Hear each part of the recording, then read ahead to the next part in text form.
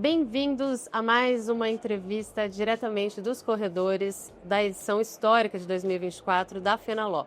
Recebemos agora no estúdio Thomas Ló, advogado e presidente da Coordenação Nacional das Relações Brasil-China da OAB Nacional.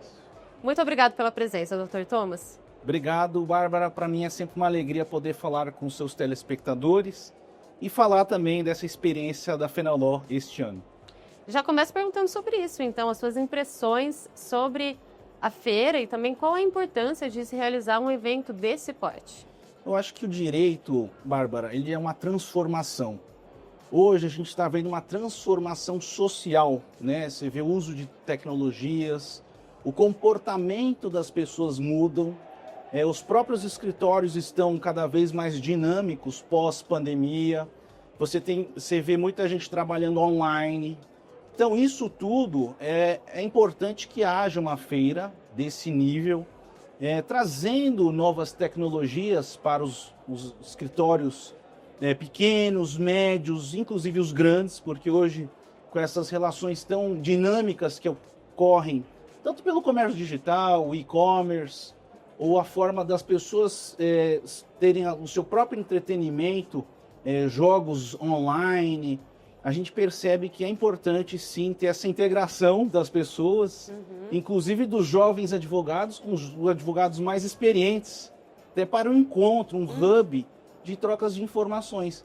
Então, ontem, por exemplo, no lançamento do coquetel pelo meu escritório, pude rever muitos amigos que já há muito tempo já não via, grandes profissionais, grandes juristas brasileiros, operadores do direito, profissionais que estão na OAB, atuando como conselheiro federal.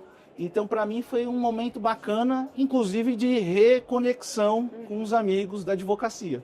Muito bom, Dr. Thomas. O seu tema de participação aqui na FenaLó é a proteção de dados, né? Sim. E também tem uma iniciativa muito legal que a FenaLó está trazendo, que são os especialistas para comentarem cases de sucesso, né?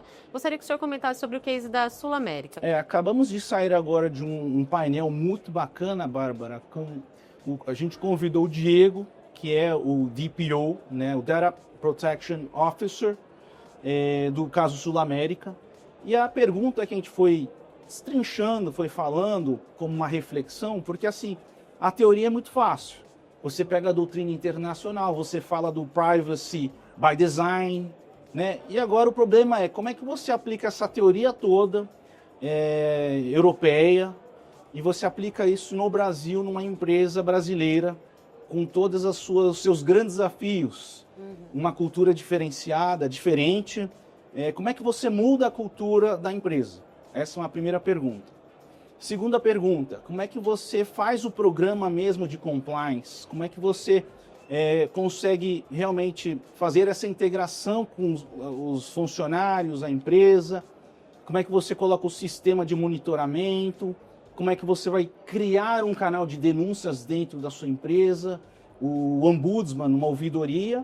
E como é que você vai, ao longo desse tempo, fazer o trabalho de monitoramento? Então, esse foi um case muito bacana que o Diego que deu uma aula com todos esses problemas e desafios no cenário brasileiro.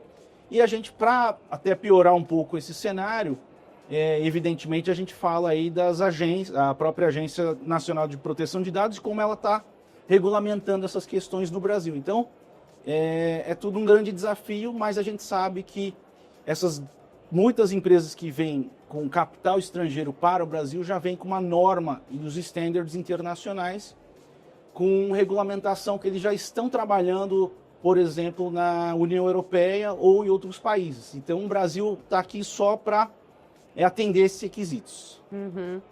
E, Dr. Thomas, o senhor é reconhecido por ser um entusiasta da tecnologia. Gosto.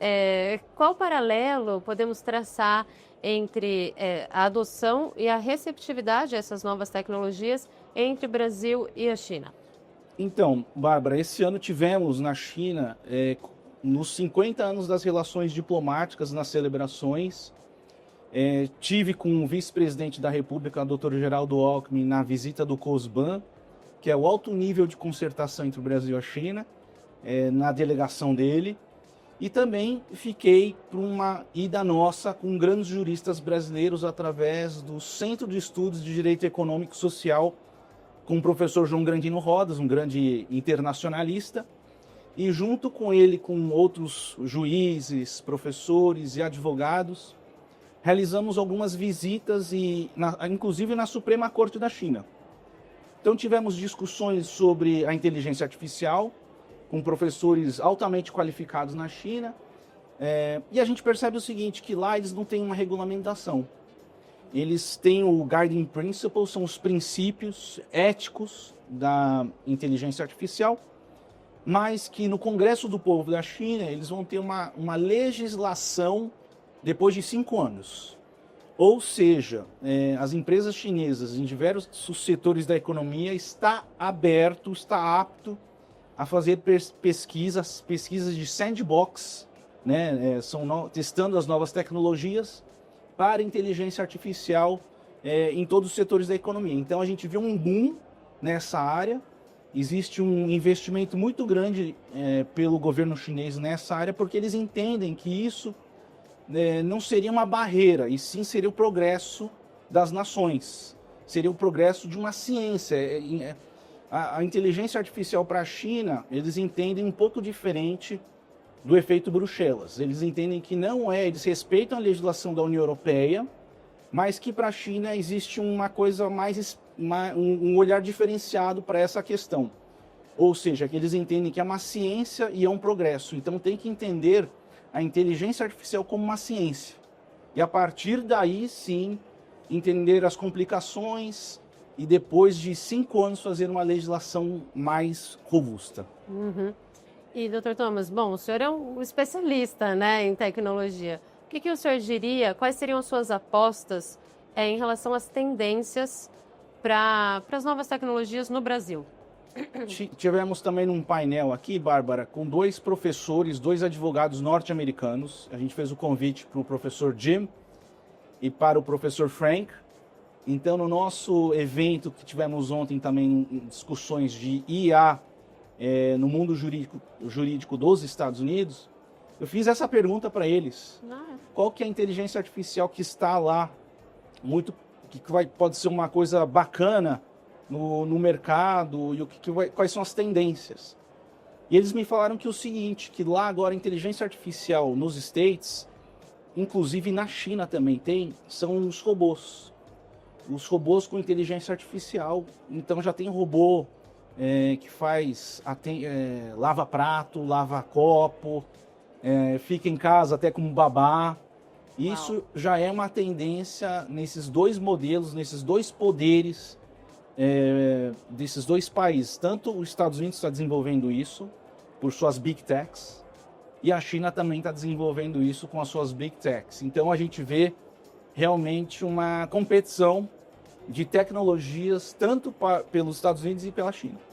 Muito bom, doutor Thomas. Muito obrigada pela participação e por compartilhar o seu conhecimento. Obrigado, Bárbara. Estamos aqui super felizes nessa feira, e quem tiver oportunidade de vir ainda, venham para a Fenaló.